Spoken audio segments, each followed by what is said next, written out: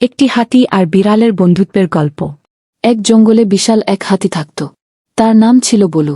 বলু খুবই শক্তিশালী ছিল, কিন্তু তার কোনো বন্ধু ছিল না, কারণ সবাই তাকে ভয় পেত। একদিন বলু পানির কাছে দাঁড়িয়েছিল। তখন একটি ছোট্ট বিড়াল, যার নাম ছিল মিনি, তার পাশে এসে বলল, তুমি কি একা একা পানির ধারে দাঁড়িয়ে আছো? বলু একটু অবাক হয়ে বলল, হ্যাঁ, কেউ আমার সঙ্গে বন্ধুত্ব করতে চায় না, সবাই আমাকে ভয় পায়।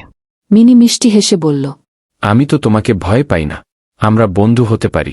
বলু আবারও অবাক হয়ে বলল, তুমি এত ছোট আর আমি এত বড়, আমরা কিভাবে বন্ধু হব?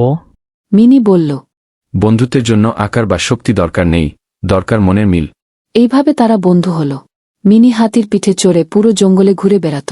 বলু তার শক্তি দিয়ে মিনিকে সব বিপদ থেকে রক্ষা করত, আর মিনি তার ছোট বুদ্ধি দিয়ে বলুকে সাহায্য করত।